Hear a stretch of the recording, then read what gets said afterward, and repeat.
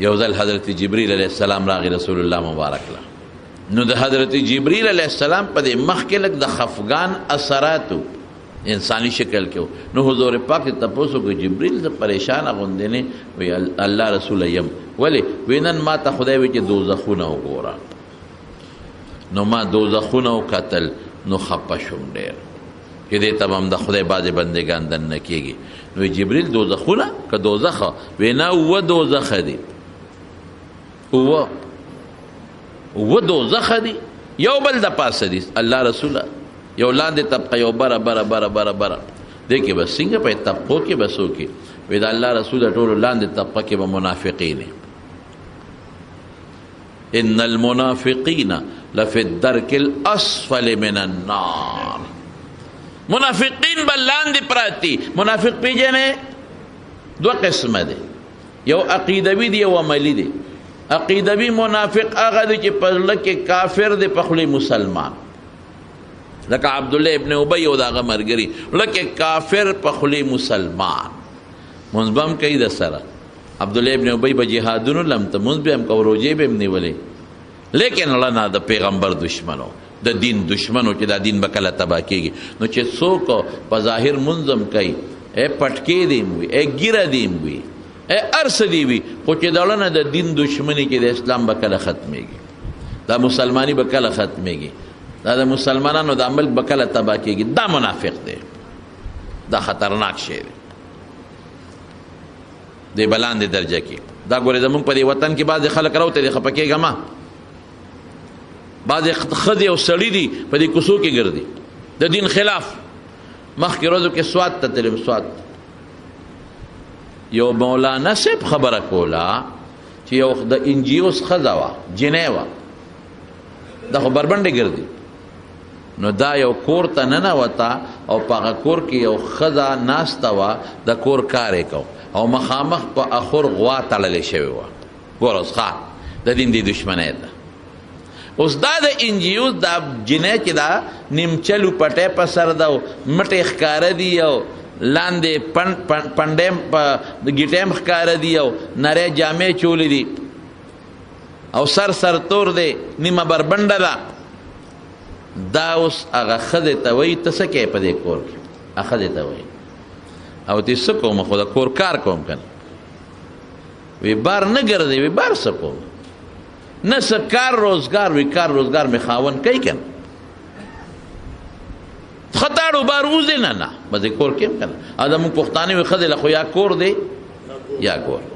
دا ښکلې خبره ده. وقرن فی بیوتکن کورونو کې کښېنئ ولا تبرجن تبرج وزیر وځه خو د جاهلیت د ښځو په شانتې نه. نو زه خو په دا کور کې ناست یم ښه نو بار کار روزګار بار ته نه وځې نه ولې نو خاوند راوړي که نه خاوند راوړي ډوډۍ راوړي هر څه راوړي او ما ته ږدي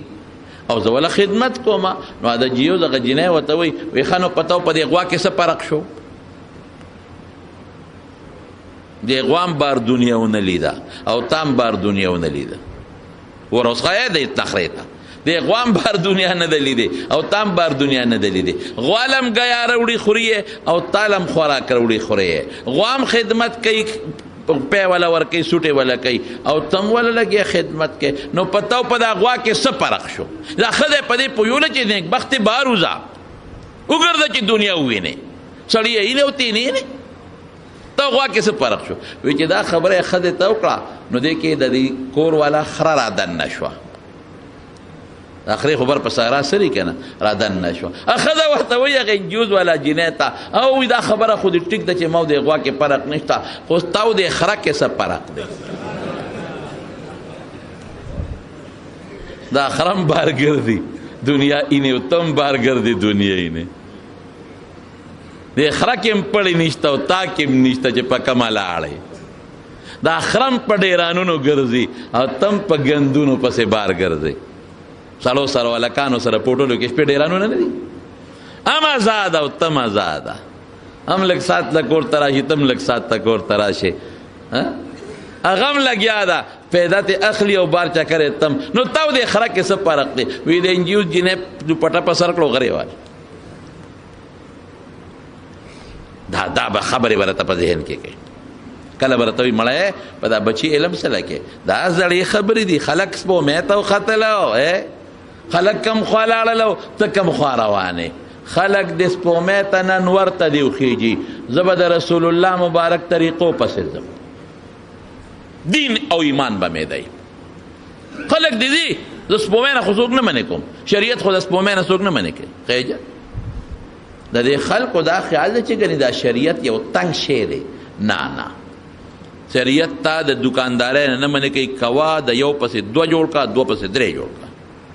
شریعت تا د تجارت نه منې کوي کارخانې جوړولو نه دی نه منې کوي ځان له جوړه کړه د موټر نه دی نه منې کوي درې ځان له واله صحابو سره وخانو دا موټر دی د کور نه دی نه منې کوي ځان له ښه ښکلی کور جوړ کړه هغه زمانه کې هغه اوس دا دی شریعت ته د ځمکې نه منې کوي د صحابو ما راته تېره جمعه ویلي دي حضرت عثمان صاحب څونه مالدار عبدالرحمن ابن عوف رضی الله عنه څونه مالدار حضرت طلحه دونه مالدار او دومره روپۍ به ورسره چې هغه دا غټې روپۍ به زنګ کېږي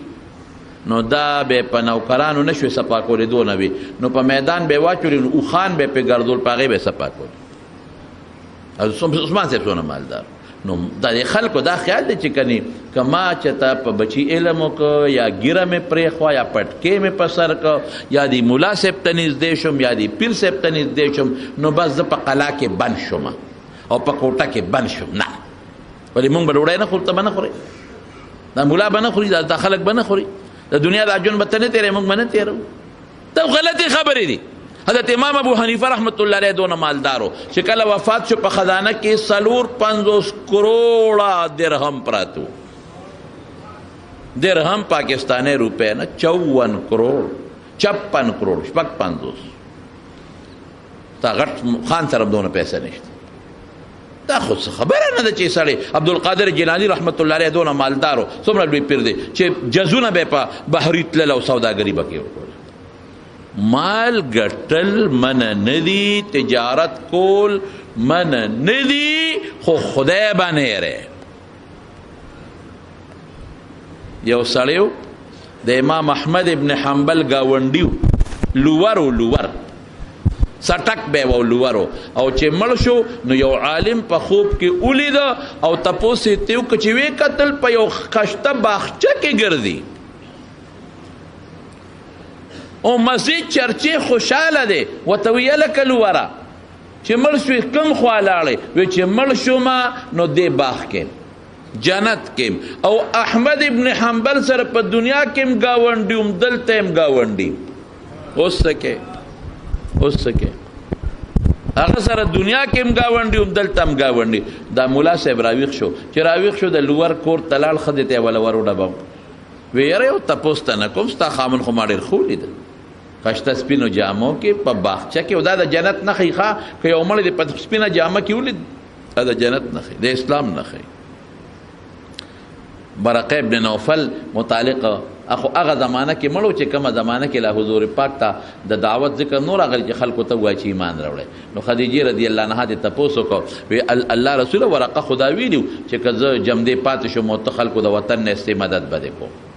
او دیم ویلو چې دا کوم تعالی څوک راغلی دی په غار حرا کې دا هغه فرشته ده چې موسی علیه السلام لراتله خو تا چې کله د ایمان دعوت ورکو د هغې نه مخکې مړ دی نو کم ځای دی ورقه حضور پاک ورته وی ما په سپینه جامه کې په خوب کې لیدی دی او چې په سپینه جامه کې دی څوک په خوب کې ولید دا د ایمان نښی نو هغه ملا صاحب هغه ښځې ته وی د لور وی ستا د خاوند څه عمل کو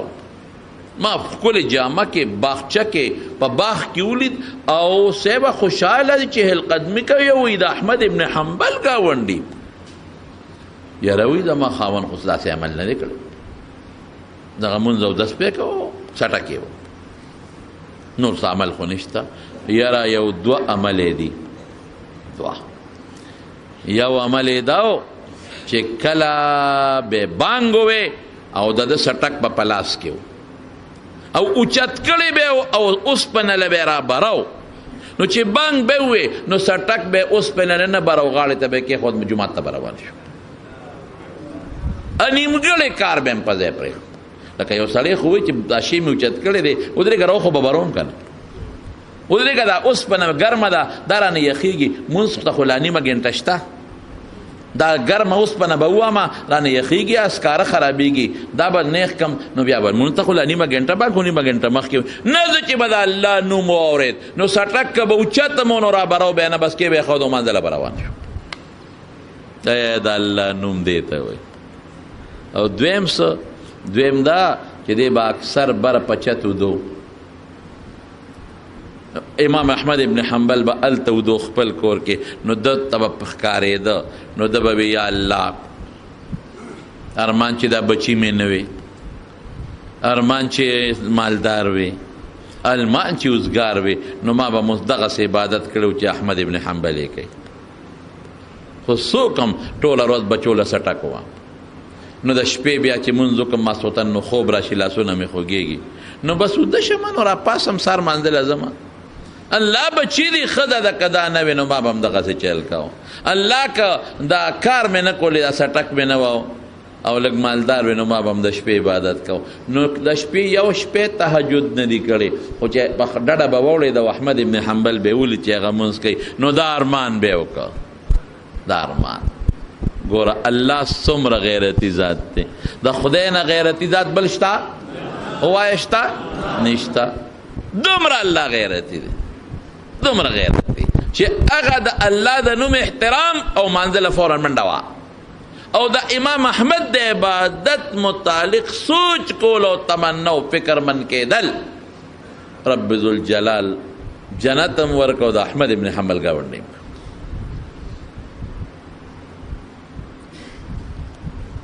په هر کیف نو څوک به راته دا وایي دا ملیان دا خلک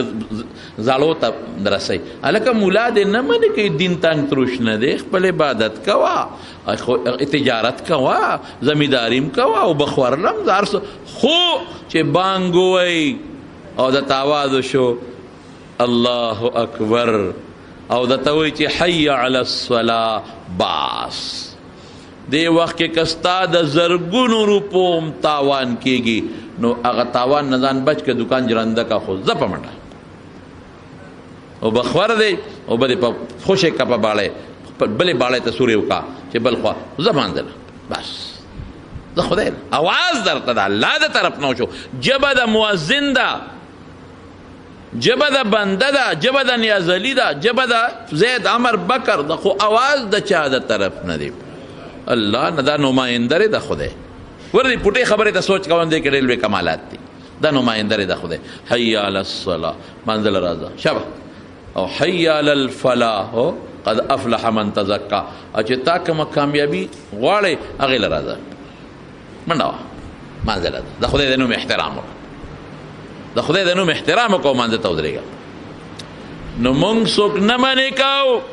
افسرم شا ډایرکټرم جوړ شا ډاکټر دې مزوی جوړ کا انجینیر دې مزوی جوړ کا کارخانم جوړ کا لس موټرې والا لس بنگلې جوړ کا نه منې کو شریعت نه منې کوي خو الله ما یې روا منځ ما یې روا خدای ما یې روا نو جبریل علیہ السلام نبی علیہ السلام ته وایي چې لاندې کومه درجه ده او طبقه د منافقین دي پکې دا غي د پاسه طبقه کې هغه خلک دي چې خدای نه مني دا غي د پاسه چې کومه طبقه ده شپږمه طبقه نو هغه طبقه کې مشرکان دي دا غي د پاسه طبقه کې مجوسیان دي دا غي د پاسه طبقه کې يهوديان دي دا غي د پاسه طبقه کې عیسایان دي او اخلومبه طبقه کې بستا د امت فاسقان فاجران او چې جبريل علیہ السلام دا خبر وکړه د رسول الله مبارک رنگ بدل شو جبريل علیہ السلام لال او حضور پاک کوټه ته ننوت فرض منزله براوت مونږ به کو بیا په پتیزه ته کوټه ته فرض مونږ به کو راوت په پتیزه به تو او رنگ بدلو صحابه حیران دي چې خدای د په نبی رسول الله سره چلو شو نن خو درې مروز ده نه چا سره خبرې نه اترې نه بیبیانو سره خبرې نه اترې بس فرض مونږ کې کوټې ته منډه وای داسې چلو شو حضرت ابوبکر صدیق رضی الله عنه راغې دروازې وډه بوله السلام علیک یا رسول الله الله رسول پتا دې سلامي جواب ورنکړ دنه به وعلیکم السلام ویلی خو وینه رول ورته ابو بکر صدیق درې आवाज او شریعت کې امدادي چې درې आवाज دي چاته او کله جواب درنه کې بیا دا واپس راغی. حضرت عمر صاحب ته وی عمره حضور پاک دا څه چل شوی چا خپه کړی دی چې استغه ویلې د څه مسله څه ده فرض مونږ لروزي او منځو کې نیک په منډه جمعات ته کوټې ته دی او وردان پسې بند کی. حضرت عمر فاروق رضی الله عنه ورغه خو جذباتي هغه درې ځله سلام واچو جواب ملو نشو. سلمان فارسی ته وی چې سلمان فارسی رسول الله مبارک ستا متعلق وی چې زموږ د اهل بیتونه ته ورشه هغه ورغه درې اوازونه وکړه ختم جواب ملو. علي صاحب ته ورته زومه مې او ترزوی مې ماشومې له تورشه هغه درې ځله سلام واچاتم جواب ملو نه. هغه وی چې ورګه فاطمه رضی الله تعالی عنها ته وی فاطمه رضی الله تعالی عنها له دروازه وهله جواب نشو. په دریم ځل وته وی بابا الله رسول فاطمه ما ته ور کولاو دروازه وته کولو دوری ورننه وته دن درې مروز دا درې مروز چا سره خبرې نه کې بیبیانو سره نه ملاويږي او چې منځو کې فورن کوټې ته راځي څه چل شوی چا تکلیف کنزل څه شوی دی. حضور پاک وته قصه وکړه وې زما امت کې کم فاسقان فاجران دي په پړومبه درجه کې پرې نو فکر منیم د امت ته پاره فکر چا د پاره شو امت ته پاره دلته ناستم ورته منځونه ورته په خلوت خانه کې کومه او دا چې مونږ ورته دغه وایو څه ورته وایي خلوت خانه ورته وایو ځان لځای ورته وایو دې کې ناستم ورته الله آیت نازل کا لسوف فلسوف يعطيك ربك فترضى در به کم چې تاسو غواړئ ښه خوشاله به دې کم خیر دی. دا غي نه پس نبی علیہ السلام راووت چې فکرمن بشو مستبودید الله ته متوجه شو در به کم نو بیا به رسول الله مبارک فرمایي سفارش وکوم سنا سبق الله سزا مور کوي چې دا د ګناه ګن تل لري شي او چې څومره سزا ده نو هغه کې به ډیر زیات د رسول الله مبارک په سفارش معافیم کوي. خدا غینه مخکې هم ډېر غمونه شته ځن کدن مخکې دی ښه او د قبر عذابونه هم مخکې را روان دي. زمارونو رب العالمین قرآن شریف کې فرمایي قد افلح من تزکا تو کامیابی غواړي په حقیقت کې کامیاب هغه سړی شو چې هغه ځان پاک کا عقیده خراب لري کړه پاک او ساتله او عمل پاک او اخلاق ښکلي کړل وذکر اسم ربه خدای یاد کا منځ کا دا پاک سړی. لیکن الله بیا رسو سوی بل تؤثرون الحیات الدنیا دا نه و چې دنیا کسب کې نه نه د دنیا کسب خو دی تؤثرون الحیات الدنیا دنیا په آخرت غوړه کې دا نه و چې دنیا ګټه آخرت پرې دی نه نه نه نه دنیا په چا غوړه کې په آخرت. د آخرت د ګټه وخت کې دکان نه بندې د مانځه وخت کې او بخور نه بندې د مانځه وخت کې موټر نو درې پلار نه اختیارېږي الته جمع ولاړه ده والآخرة خیر و ابقا الله وی خیرت ګور ډیر بهتر دی دنیا نه دا خو لګي ورو دي تیری بشي دا خیرت جون خو نه خلاصيږي. ان هذا لفي الصحف الاولى صحف ابراهيم و موسى دا نصیحت ما یواد تاسو ته نه دي دا مخکې قومونو امتونو تام دا قسمه نصیحتونه ما کړي. زمارونو موږ په دنیا هم کو د دنیا تجارت بم کو خو دنیا با پا خیرت نغوره که و خیرت باول نمبری دنیا